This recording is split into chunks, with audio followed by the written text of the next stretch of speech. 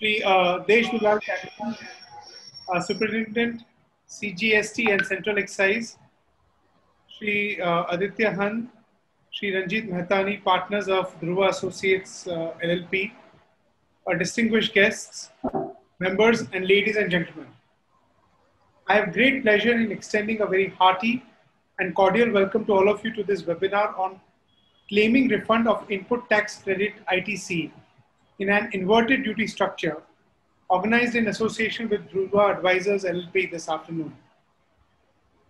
I'm really grateful and thankful to Shri Desh Dulal Chatterjee, Superintendent, CGST and Central Excise for agreeing to address this webinar. We are also happy to have with us today Shri Aditya Hans and Shri Ranjit Mehtani, partners of Dhruva Advisors LLP, a leading tax consultancy firm in areas of domestic and international taxation.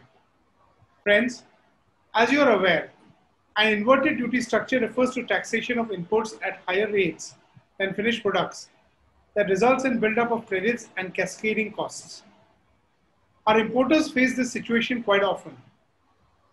Under GST, the term inverted tax structure refers to a situation where the rate of tax on inward supplies is more than the rate of tax on outward supplies.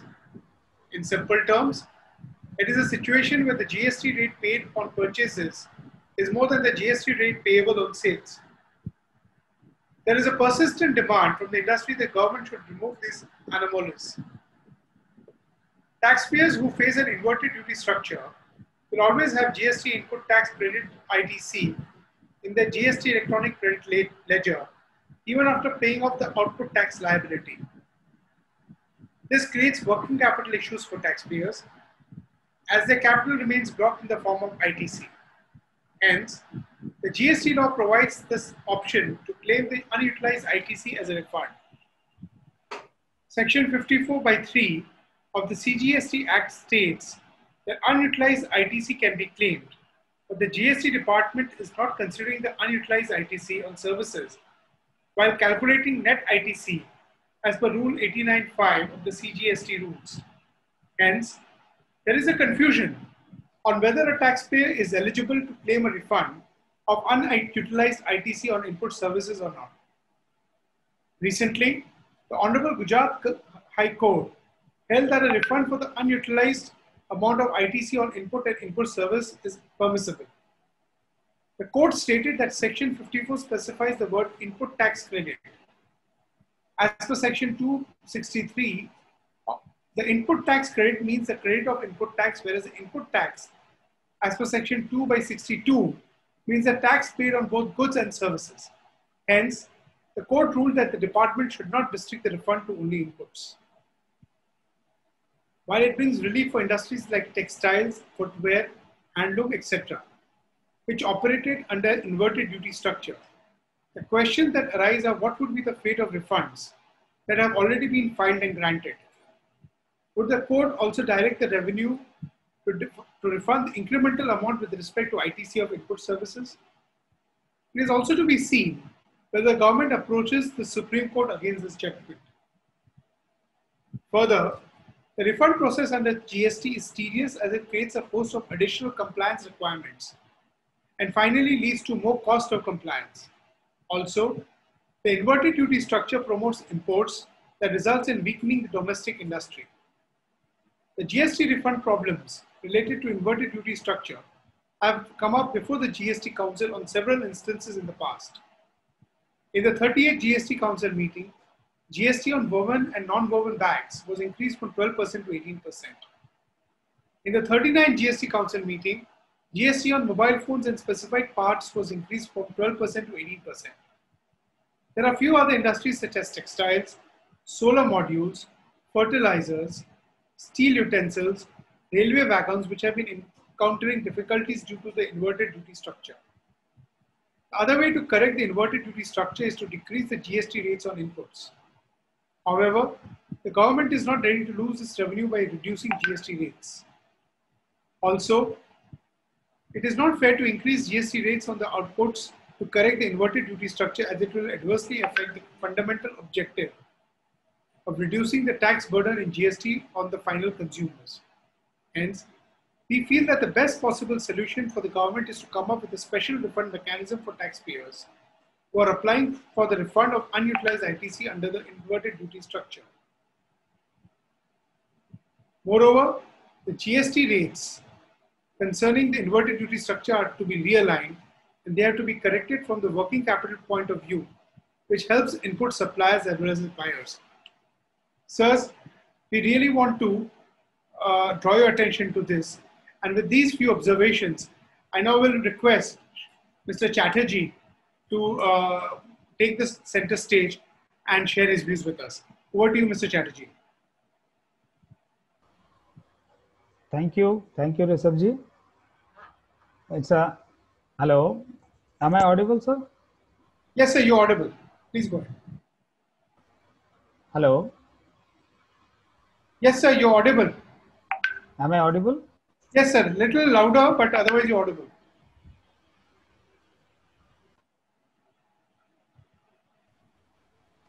Yes, sir. You are audible, Mr. Chatterjee. Hello. Can you hear me, Mr. Chatterjee? I can hear you.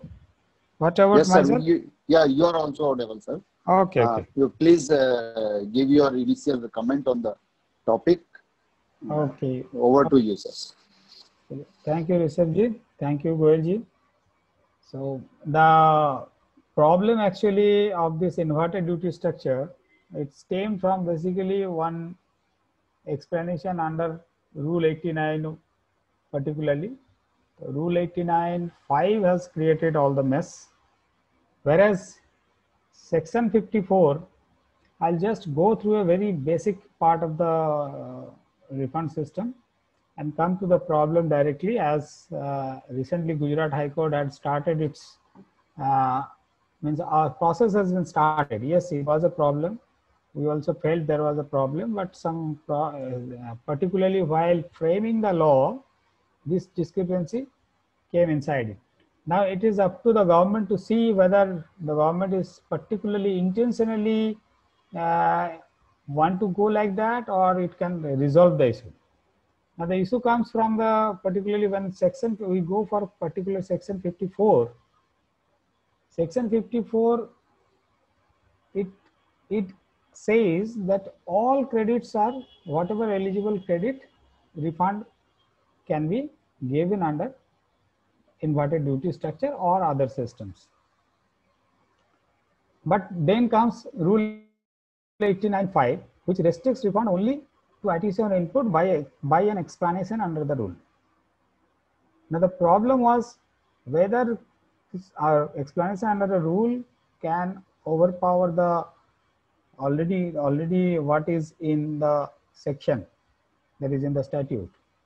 Now here I think lot of cases were filed, writ petitions were filed in different high courts, and Gujarat High Court has rightly came out, because I personally did not see any specific logic why the credit on services cannot be allowed in these cases, because there are certain products or certain outputs which needs a lot of services as inputs. That means it is more service oriented, service intensive product, and there may be the vice versa as well. Now Gujarat High Court has already, it has said that Rule 89(5), it is ultra vires to Section 54(3), particularly in as much as it excluded refund of tax paid on input services. Now it is not only input services, what about the capital goods, credit from capital goods? That part is still silent. You have to see the development. But yes, even being a government servant, just working on the implementation of law, we felt, yes, there was some what I can say, mismatch between the rule and the section. So Gujarat High Court rightly came out with a breather, but yes, department obviously will go through the is particular intention of the specific rule and explanation inserted there under, and obviously will come out with some result afterwards. But as of now, I think it will become since Gujarat High Court has already given a it should be taken up in all India basis. And I think all the writ petition will be taken together. And in Supreme Court, whether government via GST Council accepts this new regime which has been ascertained by the Gujarat High Court judgment, or it will go back to its own earlier system where the only credit coming out of input materials are being given as refund. So that has to be seen. But yes, in the meantime,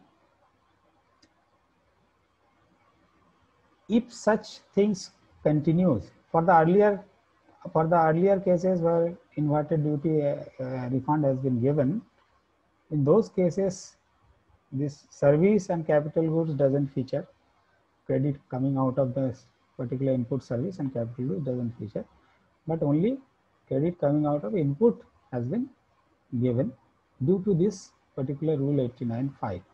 Now, if this Gujarat High Court particular this verdict is being if accepted, then as already pointed out, that what will happen to those cases, whether additional refund will be given or what will happen to those. That is obviously a plethora of issues will come. But yes, if this thing continues like that, a government doesn't accept, there will be obviously continuous accumulation of some amount of credit on those particularly related to input services and capital goods in certain particular industries where it is service intensive process it is following. So that has to be solved. It cannot be kept alive for such long period. Once the issue has already come up through court, government has to take a call, and it has to be taken with a consultation of all the states and through the GST Council. But I think it will take a little bit of time before the government what I can say, it opens up the knots here and there. It is the government is already trying. I think a lot of items where this inverted duty structure there has been rationalized. In some cases, the input rates have been brought down, and in some cases, the output tax rates has gone up to match it. And many of them have now already, there is no excess ITC accumulated in those cases. But yes, for certain industry, it is still there. So I think it is a right time to raise this issue in view of the Gujarat High Court judgment that Rule 89(5) needs some modification. And though I give a disclaimer, being a government servant, I cannot comment on the merit of a particular rule, etc. Once it has come through the entire system through, and so though I cannot comment, but yes, there is a rationale, and the rationale is very strong that why services should be kept out of this refund net, and such no restriction is applicable of such cases, in particularly in other refund system. Particularly this particular explanation has caused all the problems in case of inverted duty structure. So I also go with the Gujarat High Court judgment. In my personal view, I think that should be accepted, and this view should be changed by a change in the Rule 89(5), but that has to be seen. Thank you. Thank you, Mr. Chatterjee, for sharing your views and your own perspective and little bit of the department perspective, because you can understand the pinch faced by the persons who are really affected by this. So right. Thank you very much for being here. We definitely wish that you should continue with us for the entire program, and in the question answer, we will definitely look for your help also, and people will definitely want to hear you also. So, humble request to be there. Sri Aditya Hans, partner Dhruva Advisors LLP, is the next speaker, and he will take us through the provisions related to inverted duty structure. and definitely he will also guide us how to get the refund in these situations. So over to Aditya. Thank you, Mr. Goel. Thank you, Mr. Chatterjee. You set the flow in the direction which we wanted. Thanks for being candid. Thanks for being honest. Thanks for acknowledging the problem. Thanks for understanding the commercial realities of working capital blockage. Thanks for acknowledging the fact that there's no logic for not giving a refund with respect to the input services. And I think so I can keep on thanking you. What you spoke is music to the ears to me, many of the taxpayers and many of the consultants. And I wish that the whole revenue department also thinks on these lines, because these are the commercial realities. What you spoke are the commercial realities, the commercial challenges which businesses are facing. But nevertheless, I still feel that there is a resistance within the revenue department at some corners across India, where they firmly believe that in case of accumulated tax credit with respect to the input services, the refund should not be there. And to counter that, I would just put up some points. I would like to go back and step back to some years back. I would like to go back to the period of 2004, 2008, 2009. Rather, I would want to refer to a paper, the first discussion paper on GST, which came in 2009. I believe it was November 2009. And I remember I would just like to read that part. It had said that the introduction of GST would achieve a continuous chain of set-off from the original manufacturer to the last retailer in the supply chain and eliminate the burden of all cascading effects. Well, that was being spoken from the year 2009. And even if I look at documentation before that, going back to years 2004, that was clearly the objective. The whole objective, and we all heard for the last 2 decades that when you bring in GST, all taxes will subsume into this. The set-off of taxes will happen seamlessly. And this kind of a scenario where a tax becomes a cost or a tax on a tax, that is not going to be there. And that was among one of the key objectives also. When you see, if you can solve this riddle for a consumption tax, which is one of the largest collection of taxes in this country. So GST is nothing but a consumption tax. You've actually improved the ability for businesses to work pan-India. You're improving yourself in the index of ease of doing business. And this was definitely wanted. And rightly highlighted by Mr. Chatterjee that all of this stems from a section. I would ask my colleague to colleague Pratik to put up a slide deck, which will help me explain where the challenges arose. Pratik, can you just put up the slide? Yeah.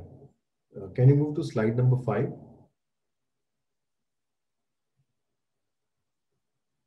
Yes. Yeah. So if I look at section 54, subsection 3, and I read the first sentence, it says a registered person may claim refund of any unutilized input tax credit at the end of the period. And I'm not going to the proviso at the moment because the word unutilized input tax credit is used. I would go to section 2, subsection 63 to look at the definition of input tax credit. And it says input tax credit would mean the credit of any input tax. Thereon, I go to section 2, subsection 62. And if I read the provisions of the definition, read the definition of input tax, it says in relation to a registered person means the central tax, state tax, integrated tax or unitary tax charged on any supply of goods or services or both made to him. So if I read the provision, the section 54.3, it clearly states that if there's any unutilized input tax credit, I am eligible for a refund. However, when I move into the proviso, that is the second proviso, which elaborates on who are eligible. And I read the second proviso, which says, where the credit has accumulated on account of rate of tax on inputs being higher than the rate of tax on output supplies. So here the word inputs has been used, tax on inputs. So for the word input, so there is a distinction between the word input tax and an input. And when I go to read the definition of input, which is in 2 subsection 59, it says input means any goods other than capital goods used or intended to be used by a supplier in the course of furtherance of business. So as it is saying it is supplier and not services, here the proviso. So what comes from the section is sort of restricted by the proviso. And to add to this problem, around 2018, April 2018, the rule which Mr. Chatterjee spoke about, Rule 89.5, Sub-Rule 5, which creates the confusion. So what was done in April 2018, I don't know who got a wind of it in the government, that there is an opportunity because of the little bit of ambiguity in the wording between the main section and the proviso. The mannerism in which you could claim a credit, that is the net ITC, that was made and tweaked in April 2018 in a manner which would restrict you to claim the accumulated tax credit which was arising on account of input services. So July 2017, the GST comes in place, triggers in place, nothing is there, only this bare section is there. 89 Sub-Rule 5 does enable you, but in April 2018, it is tweaked in a manner to restrict you. And again, there was a discussion whether this amendment is retrospective or prospective in nature. Further, in June 2018, it was clarified that this proviso, this rule is retrospective in nature. And that is where the whole, and rightly used by the words used by Mr. Chatterjee, the mess was created. and I support his view completely. And I, again, thank you. I wish we had more officers like this with a progressive mindset who understand the challenges of business. And when, you know, at many forums, when the rationale for this change in 2018 in April and then in June was sought for from the government, well, they went back to say that the intent of the legislation was that only to give it only on the input of goods and not input services. Well, if I go back to the last 2 decades of the working papers towards the GST, it was never in this manner. It was, the objective was to restrict for services. It is being claimed today that was the intent of the legislation, but if you go back to the working papers of the last 2 decades, it doesn't reflect any of that.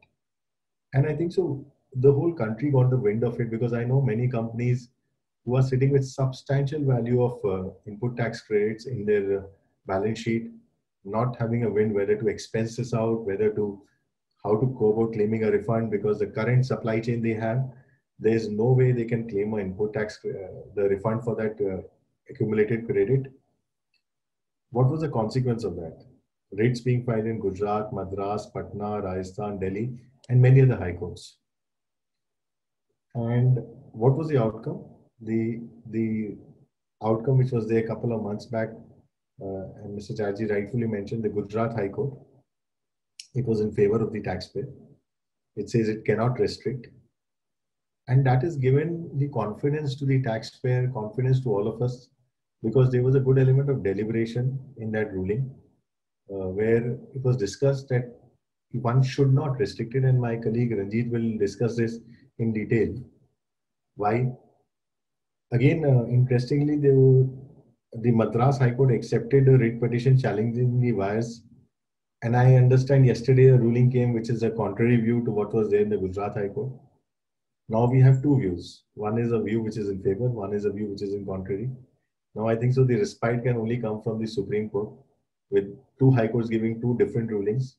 And this is the most latest update about the Madras High Court, which again my colleague Ranjit will touch upon.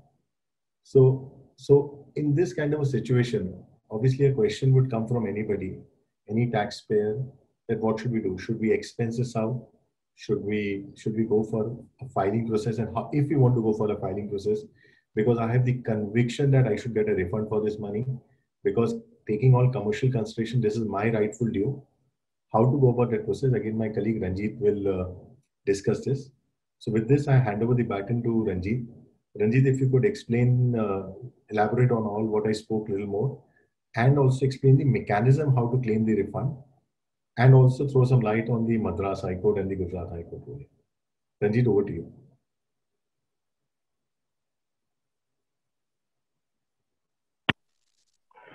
Thanks, Aditya. Thank you, Mr. Goel and Mr. Kothari, for having us on today. And I'll also begin like Aditya you did, thanking Mr. Chatterjee for frankly expressing the perspective and thoughts on this particular subject. And rightfully, mentioned by him, there has been some mess created in this particular provision or in this scheme of inverted duty structure, or as we call it, IDS now for short. Using three words becomes a little painful sometimes. So as far as IDS is concerned, if someone would have asked me in 2017, would you be, dealing with a session purely and only on refund under an IDS situation, I don't think I quite could foresee it at that point in time. This particular provision, as Aditya mentioned, in 2009 and even before that, was intended to avoid the cascading impact. So therefore, the design, the fabric of GST has always been to ensure that there is no cascading, that there is no tax on tax. And so this particular set of provisions and the scheme around it. But where we are today is dealing and debating with the views that has been expressed by two courts. We are dealing and debating as to whether a proviso can control, expand, or contract the main provision. We are dealing as to whether the concept of input services should have a differential treatment from concept of inputs. We are debating as to whether there is a drafting mess or it's an interpretational issue and therefore remains with court. We are debating today whether the view that's come out of the Gujarat High Court is correct, or whether the view now expressed by the Madras High Court last evening in a 113-page judgment is correct. We are also dealing with the aspect of whether it's fair enough for a provider of services to have to suffer with a inverted duty structure and not be enabled with a refund mechanism. Mr. Kothari mentioned about a special scheme that may now need to be brought in. And I think we are on that path. Where we are landed today is that the Gujarat High Court has interpreted Section 54, and we will deal with those in detail, and the amendment in Rule 89, and has said that there should not be a limitation or a restriction, and input services should also enjoy the benefit of the refund. As far as the Madras High Court has taken a diametrically opposite view, and for the benefit of our audience and listeners, the Madras High Court has examined the Gujarat High Court's verdict, has evaluated the views taken by the Gujarat High Court Division Bench, and has then come into saying that they disagree, they have a different view on the subject, and they have their reasons for it. I'll elaborate on those in a short while from now. So therefore, what we are looking at is a situation of different views being expressed by different high courts. An assessee, a taxpayer sitting in West Bengal will literally say that, I like Gujarat High Court and I will take that view. Whereas the revenue department authorities sitting in the state of West Bengal may well say that the view expressed by the Madras High Court is correct, and therefore on that premise we will reject the claim, or we will not permit the claims of refund when they are filed under the inverted duty structure scheme. So therefore it brings us to the point of leaving our issues for interpretation with court, or then some legislation or some tool and mechanism which the council may adopt to have a resolution of this issue, so that the resolution will be a special scheme. And within that resolution, the idea, I particularly like this idea of a special sort of scheme which will give this resolution. The issues which are otherwise playing around can be addressed. Now, what do I mean? The point which Mr. Chatterjee mentioned as to why services should have a differential treatment. Should we not therefore completely eliminate this differentiation and go into the scheme with principle of equivalence being applied. And the principle of equivalence, let me just take a moment on that, is not something that we have devised yesterday and have come up with it today. The Supreme Court in the judgment of All India Tax Federation has also said so, what the principle of equivalence means, and has explained it. And here we are looking at a commercial situation where a business will have inputs, input services, and capital goods. And the credit scheme will not enable the refund flow for input services and capital goods. Now, if both of those or three of those components were required for the provision of the supply, it could be goods or services, then why should, by the principle of equivalence, not the flow of credit be allowed? So that's one of the bases on which the entire system or the scheme for refund can be devised. The special scheme now, let's just call it a special scheme. On the very same logic, capital goods that are used for the provision of supply should also enjoy that benefit. And so bring that concept in as well and give it that sort of ability. Today, the way the drafting is there of the CGST Act and the provisions, inputs means anything other than capital goods. So by the definition itself, you oust capital goods, then you are debarring the credit taking ability for that. So go into a scheme, understand the commercial realities, look at a profit and loss account. How does it sort of match up and tie up? And on that premise, on a very practical commercial approach, devise a scheme that was mentioned. And I think that may just have to be the way to go. The GST Council, the final frontier on all things of GST, will be the sort of body which may have to now step in and resolve this particular issue. I would also just make one initial comment before we run our slides that we have for you today, is that refunds that may have been granted, I'm not too sure of whether they would be asked to be paid back or they would be asked to be paid back with interest. Today we are sitting with views being expressed. Those granted may not be from the jurisdiction where the courts are situated. They may be from different jurisdictions. So there may be a ability for them to contest and say that they are covered by the view that taken by the Gujarat High Court, and therefore the refund granted should not be taken back. Whereas the opposite position may be taken by the authorities in the department.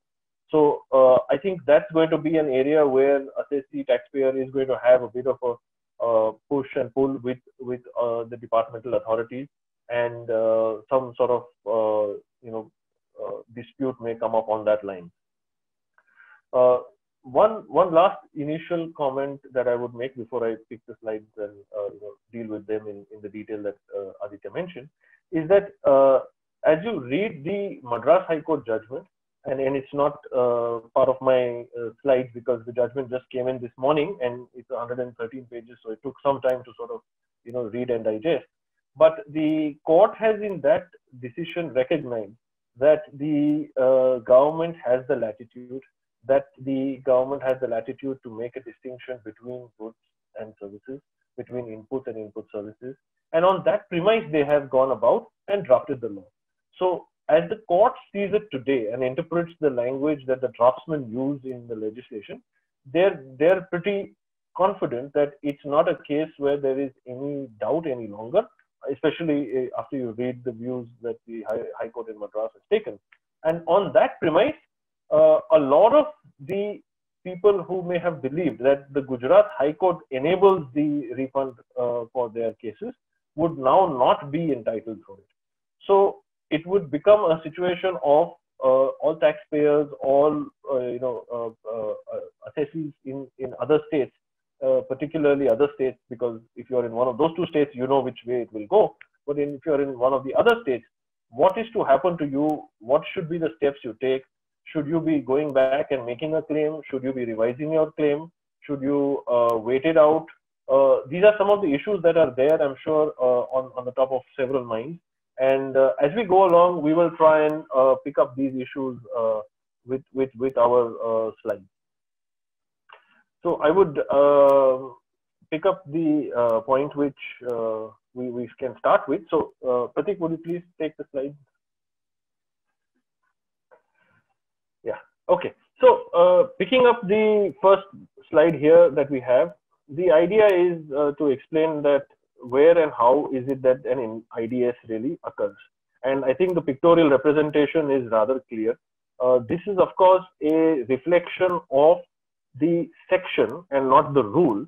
The section which says that inverted duty structure may be allowed, and in the situation that and how it would be allowed. And that's been simply put down to say that where the rate of input tax exceeds that of the outward supply. Now, if you see the sort of correlated material that is there in terms of notification, in terms of the other proviso, there is some limitation and restriction. So, for example, notification number 5 places a restriction on certain categories that will not be allowed, namely railway wagons and things like that. And previously, that list was a little longer. And if you are able to satisfy the equation of rate of input tax being greater than rate of outward supply, then you are enabled a refund, and if not, then you are not enabled a refund. At this moment, I will make one comment and observation from the Madras High Court's judgment, which has said that the refund under an inverted duty structure as well is not a vested right. It was claimed by the petitioners that it's a vested right. The court has said no, it's a statutory grant, it's a concession. So as the statute permits, it would be allowed, and there is nothing vested about it. It is for the government to enable the provisions for you to enjoy it. Pratik, would you take the next slide? Okay, so what is some of the industry that we are seeing have a certain amount of inverted duty structure being faced? So there's certainly the mining industry and the mining sector. There is in the fertilizer industry, some amount of the fabric industry. There was also some difficulties being faced by the e-vehicle businesses. So all of these, the pharmaceutical sector also have certain amount of inverted structure. So all of these are facing it, and as we are seeing it, they've made claims, they need to make claims, there is a certain amount of activity that needs to be taken up. I will talk about some of those activities in the later part of my address. Pratik? Okay, so very, very quickly, Aditya already just briefed on these points. The point here I would only highlight is that there is a proviso, and that proviso is now being interpreted in a way as to mean to become a part and parcel of the substantive provision, so as to be a controlling part of the provision and not to be a part of the statute which expands or elaborates or clarifies. So the Madras High Court has gone at great lengths to explain, and the proviso has been interpreted so as to say that the proviso in this case is part and parcel of the main enactment, the main provision. It provides for the limitation, the situation, and the quantum that you would be able to enjoy as credit. So situation being zero rated supplies, situation being inverted duty supplies, the quantum or the nature of credit that you can claim back as under the inverted duty structure being that which is accumulated on account of the rate of tax of inputs being higher than rate of output supplies. And the sort of interpretation taken is that not all cases and every case is supposed to enjoy the benefit. It is only those cases which satisfy this particular sort of equation where the rate for inputs is higher than that for output supplies. And therein is where the sort of debate began, that should inputs here be read as to mean input services? Can it be expanded also to mean capital goods?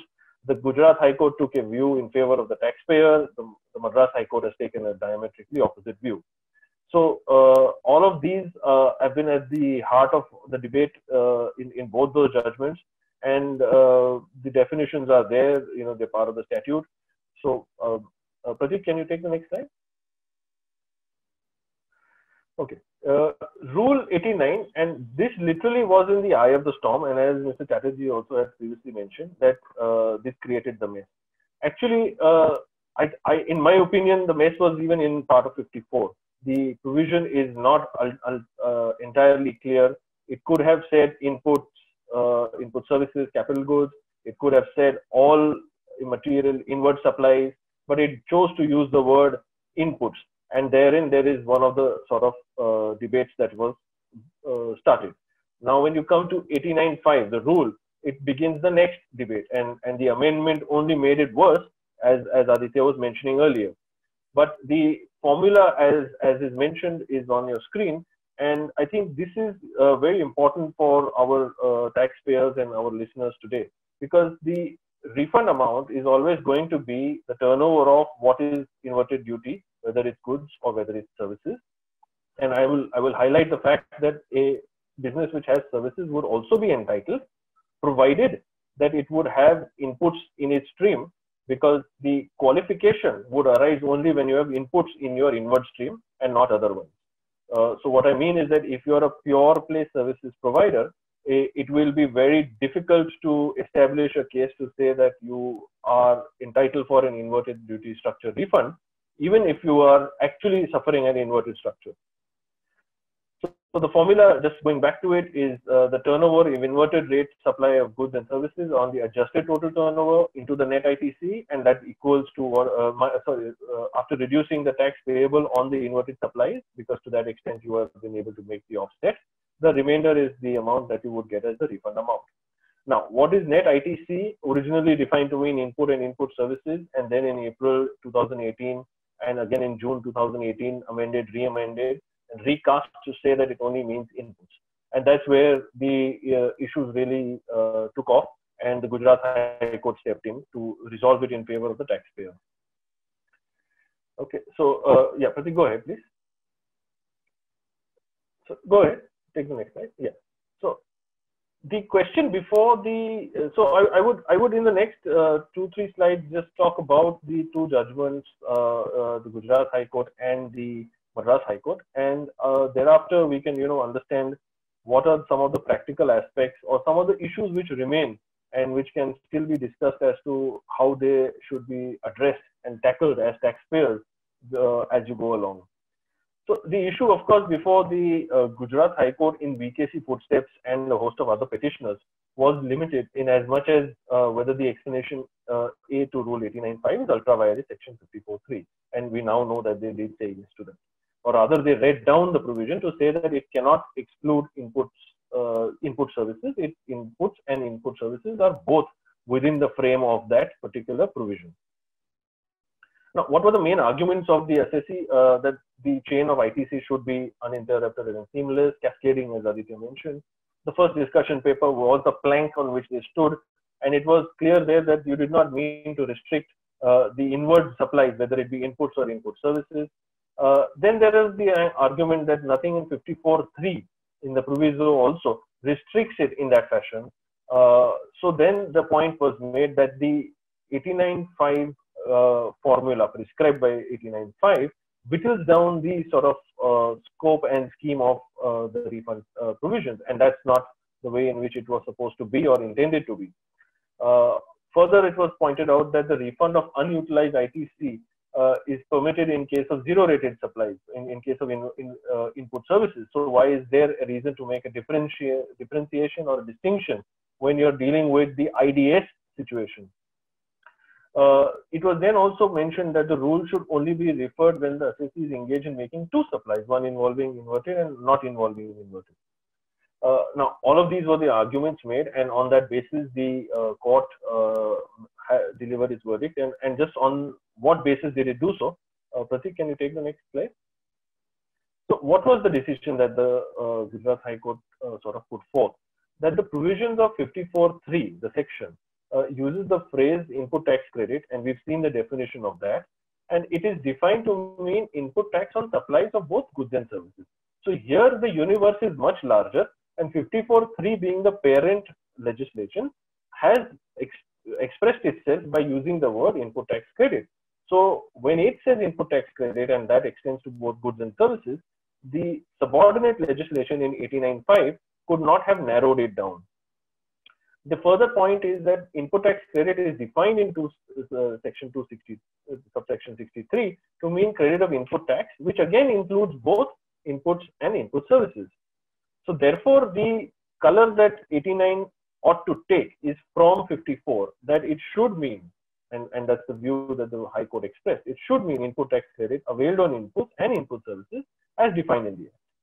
The government, therefore, it was held, the government, by framing the rules and issuing a circular, which it did in 18 and 19, cannot restrict the statutory provisions and its operations. And so it was held that explanation A to 89.5 is ultra vires. And as a result of holding that it is ultra vires, it had to read down the provision to that extent and effectively to say that the tax department is therefore directed to allow refund claims by the petitioners in respect of input services. So this is the view that the Gujarat High Court took about 6 or 7 weeks ago. And yesterday evening, we have what now the Madras High Court has delivered its verdict. Pratik? Now, while we mentioned that the judgment was pronounced on 21/9, we did receive a copy of the judgment this morning, and I would very broadly be able to mention a couple of the observations I took away from my reading, quick reading rather. So I will come to that in a moment. What were the issues posed and what were the arguments before the High Court? So it was said that the 89.5 had traveled beyond 54.1.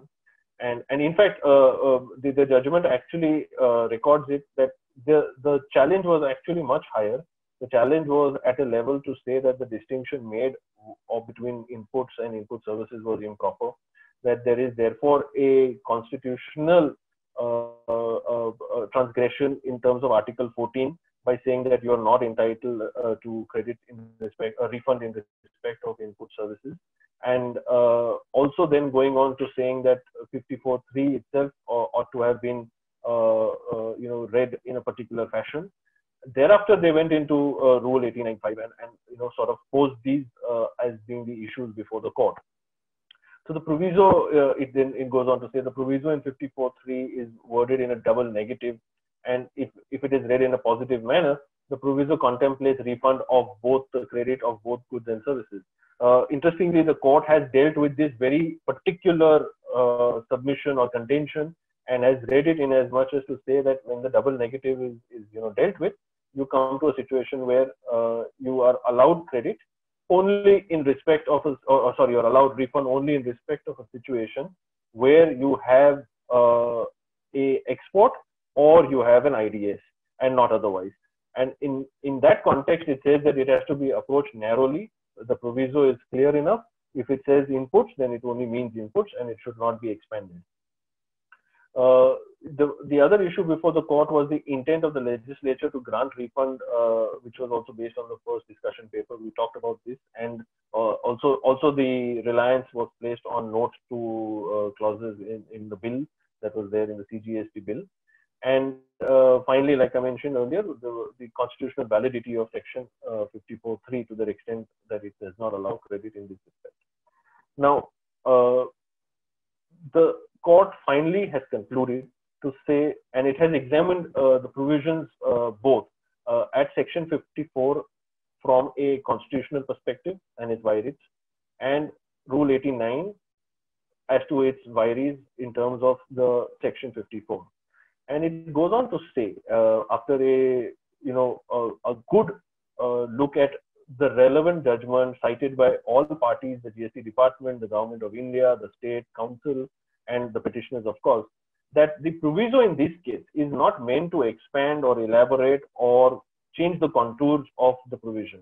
It was intended only to control and effectively provide as part of the statute that the credit should be allowed only when inputs exceed the rate in the outputs. And therefore, there was no room or window for input services to come in. On this basis, it was held that the proviso effectively gives you the clear version, that is that if it's not mentioned, input services is ineligible, and so there should not be a benefit in that respect. Now, on that basis, it went on to say that there is nothing ultra vires about section 54. It went on to say that when you read the amended 89.5 with the section 54, the clear view that comes up is that it was intended always to only allow credit or refund in respect of IDS when concerning inputs and not when concerning input services. And on that basis, upholds both the provisions, upholds the vires of both the provisions, and then goes on to say that there is nothing that needs to be done in terms of the provisions being read down, or any such other tool has to be adopted. The one or two other observations is that there is no doubt that the government had latitude in framing the provisions as it liked. And that brings to fore one question, and which Mr. Chatterjee had also alluded to, is that why the differentiation?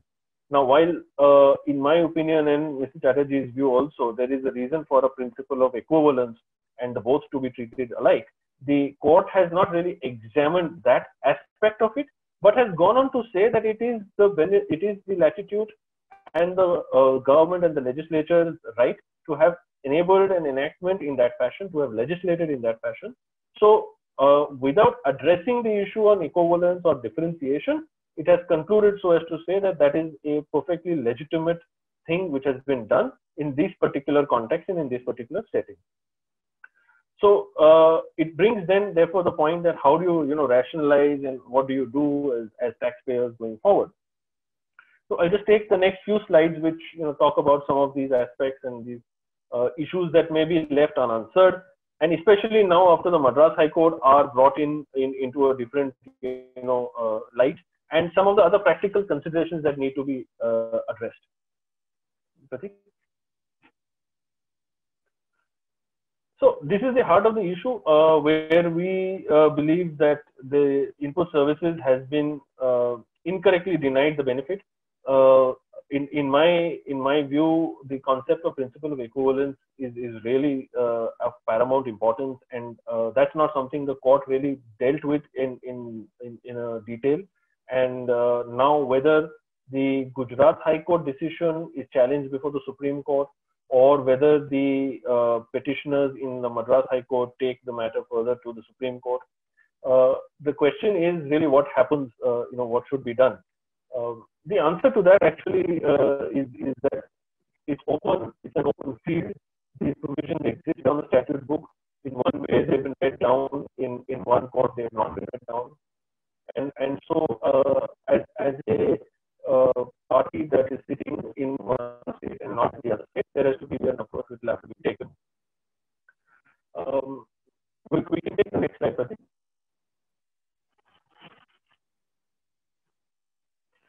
Yeah, the applicability of the Gujarat High Court judgment into other jurisdictions. Now, this is the point we were just talking about. The idea here is to mention that there is a high court which takes a view. It would be of great persuasive value to other high courts. It would certainly, and especially because it is a central enactment, it would certainly have applicability across other states and jurisdictions at the level of all subordinate authorities or lower, what I would say, departmental officers and tribunals.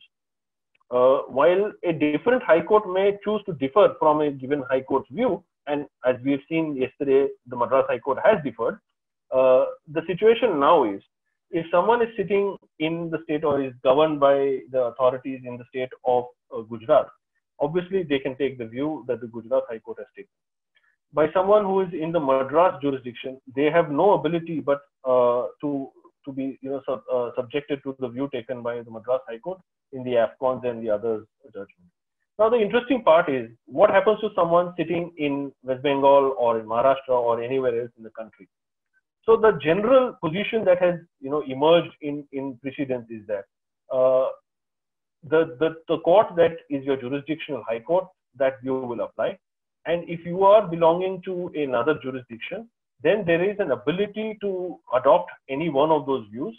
And now it will therefore become a tussle again between revenue and between the taxpayer as to which is the right view and which should be applied. So in that context, it becomes important for taxpayers to say what the taxpayers to do what they need to safeguard their rights, to safeguard their what I would say statutory right, as the court has noticed, in terms of inverted duty structure refunds, and so as to go and file those, so as to go and make sure that you at least lodge those and do not lose those claims, and then create and start a process of appeal and proceedings, so that as and when, if there is a final favorable view in favor of the taxpayer, the benefit is not lost out on one or the other technicality. One of the other judgments which are useful to notice is that in Kusum Ingat, the Supreme Court had mentioned that the orders passed by a High Court on constitutional validity is in that context of a central legislation, and therefore it applies throughout the country.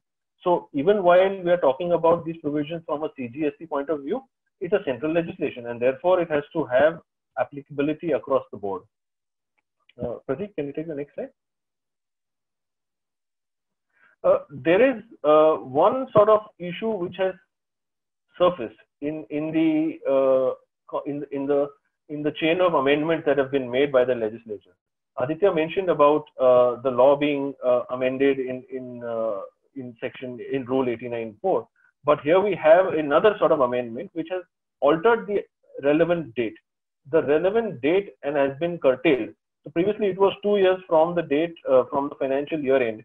And then it was curtailed to being 2 years from the month or the period for which you have to file your return. And this amendment was made in 2020 and in 2019. And then the issue that comes up is that how does it operate? So here a view that needs to be taken is that the bare reading of it is that it does not suggest a retrospectivity. And as a law which prescribes timeline, and it's not procedural, but it prescribes timeline, and so it cannot be read in a fashion adverse to the taxpayer, as long as there is nothing which suggests that it must be read retrospectively. It can be looked at as operating in a prospective manner. And in that basis, the amended section 54, even after considering this explanation on time limit, it cannot take away the statutory right of a taxpayer. Just making another point, because we are all in times of COVID where the government has provided for certain provisions of relaxation of procedures and for filing. So the due dates which fell between 20th March and 30th of August have been extended till the 31st of August. So while today it's maybe not possible, but until 31st of August, what we would have liked to say is that there was ability to file the refund claims even if they were not previously lodged, by virtue of the 2-year time frame being read with reference to the financial year end. So 2017-18 ending in March 2020, which fell between the period which is on your screen, 20th March to 30th of August. The timeline for such filing of refund claim could have been extended to 31st of August is a view and an approach which could have been taken. Now, let us say that you have not been able to exercise this right and you have not been able to make your filing in time. One thought here could be is that since this is only in terms of time bar, it cannot take away the benefit of the statutory right and should therefore be enabled. There is an argumentation to say that the assessee should not be made to suffer, especially because considering the times of COVID and pandemic and force majeure, and therefore the refund claim should be processed and it should be allowed to be filed.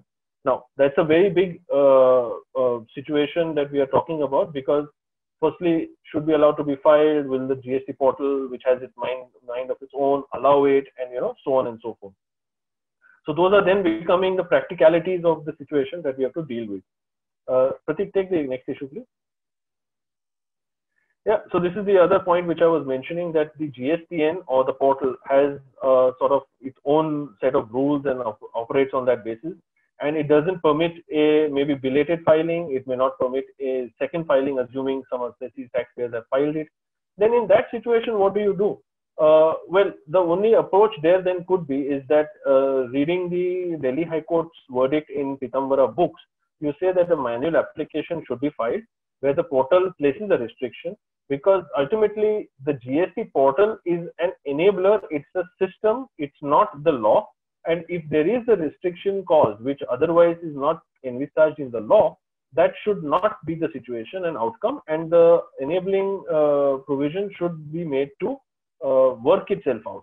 Therefore, you probably raise a ticket on the GSTN portal, and then from there you create a proceeding or attempt to file a manual application so that there is an ability to take that further and litigate that issue. Pratik, could you take the next one?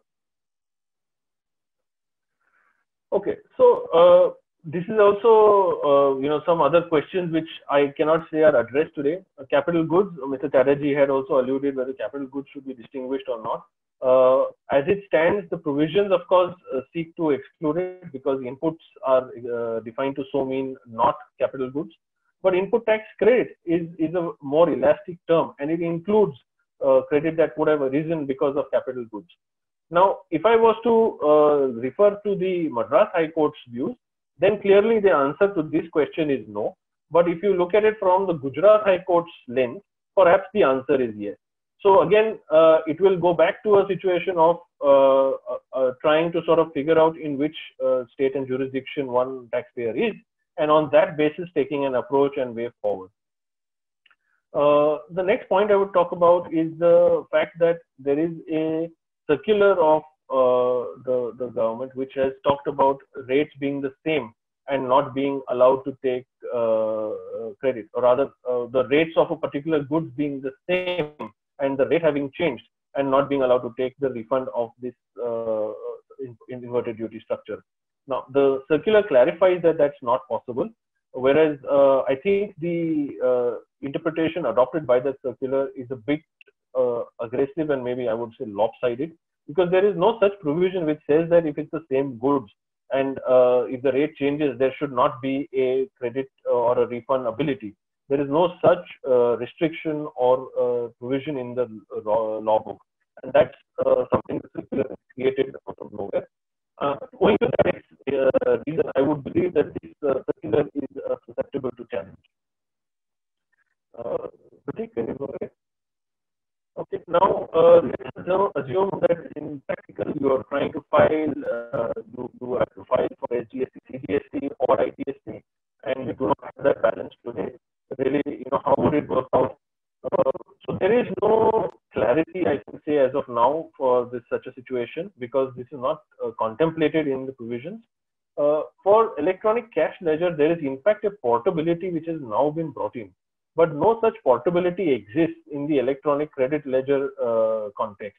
So what I would have liked to have, if it were possible, is that the electronic credit ledger also could be moved around, in the sense that if it was an SGST, CGST, it could be moved to IGST and vice versa. And on that basis, I could have made the claim now, even though I may not have had a balance of that amount as on date. The other sort of, and this is maybe the last point that we would talk about, is the fact that when there is refund of unutilized ITC, that is sought to be claimed, and it is charged in as a cost in the books, and it's claimed as an expenditure, in relevance of input tax, in terms of the Income Tax Act, will this amount to unjust enrichment? And there is, of course, a line of judgments and the thinking, which is that once you have charged something out to the profit and loss account, it is an indirect manner of passing on the burden, and therefore, if the refund is to be allowed, it would cause and create a situation of unjust enrichment.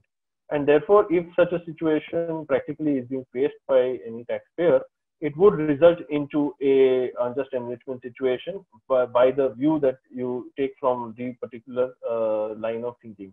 In my thought, this adverse inference is possible, though it may be rebuttable by virtue of your facts and your documentation and your records. And on that basis, you may be able to defend the claim, even if it may have been charged out into the profit and loss account. Yeah, I think yeah. So with all of these points, we've talked about the two judgments and some of the practical considerations that we have on inverted duty structure. Thank you, Aditya ji and Ranjit ji, for taking the session nicely, and I think all the issues, pertinent issues, has also been taken care by you, both the speakers. I think people are now in a situation to decide whether to go for a refund or not. Time will say. May I request both of you to see the Q&A box, and you can answer these queries We have received two queries, one from Mr. Manish and another is from Surendra Kayalji. I should read it out or you can view it? We will read it out. Ranjit, you're on mute, yeah. Ranjit, yeah, sorry. So I would... Yeah, please. Hello? Yeah, Ranjit, yes. please. So the question from Mr. Manish is under mining section RCM on DMFT and NMET is compulsory. So and also it goes on to mention that 18% is being paid today as the RCM. So from 1st January 2019, the 18% rate is the right RCM rate. Now the question is whether it should also be paid on the DMFT and the NMET portion. While the first answer I would say is to say yes, it is. I would not believe that that's the conclusion. Why am I saying that? Is because there are some thoughts or there are some perspective to say that the payment made towards the fund, the DMFT and the NMET is in fact a situation of payment which is not for a supply. Sorry,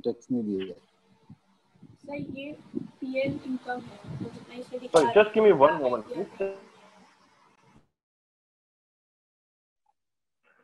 So it's not a question of a supply. Rather, it is a situation of a contribution to a trust, and that trust is for no beneficiation. But it is a payment towards the trust, and in that sense, there is no what you can say supply which is made, because when you talk about a supply, there is an idea of a quid pro quo. But if there is no quid pro quo, then why should there be a payment, or why should then it be considered as a supply? And if it's not a supply, then you regard it as not being liable for the RCM.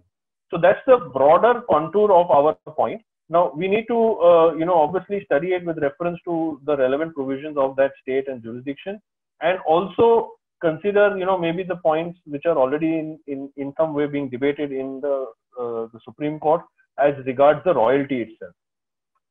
So that's the response I would give for the query posed by Mr. Manish. As far as the question Mr. Kayal has posed, I think we've discussed both the judgments in some detail. Maybe it's not possible to right away speak about it in great length. As I mentioned, both the judgments are quite elaborate and extensive. But I think the one comment I would make in response to Mr. Kayal is that the Madras High Court has considered, read, and gone through the Gujarat High Court's judgment to come to its conclusion. And it's only thereafter, that it has come to this verdict that the benefit should not be extended to input service. So that's something you should be mindful of. Now, there's another question from Mr. Ajay is as to should we file refund first or go to the local high court for clarification? I think that's a very interesting question and a very practical one. So the point is that now, today, if you were to file for the first time, my first question and issue may be whether you are within time or the time bar has hit you. Now, if the time bar has hit you, then literally speaking, there can be no other approach but to look at the High Court. If the time bar has not hit you, meaning you have maybe made a filing before and it's rejected or it's not being acted upon, in that case, maybe then the High Court has to be moved after you get a refund rejection from the order from the authority, because it will become easier to sort of mount the challenge in the High Court. I am not saying that you must get that rejection, but it would be a better position to be in if you were to get such a rejection.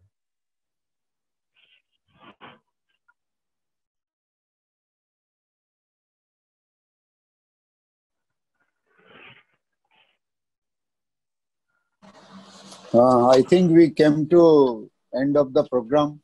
All the queries have been answered, and we are really thankful to Desdulalda. I call him Desdulalda because I have a relation of almost 20 years with him.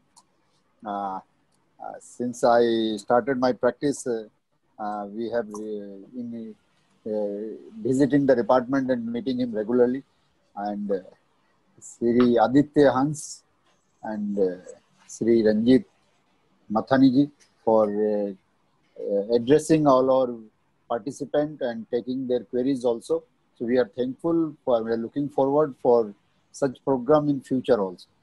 So thank you each one of you and all the participants for joining the program.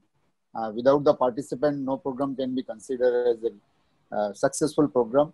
So your contribution is also equally recognized here. So thank you very much, the MCCI team also for supporting and doing the need. Thank you very much.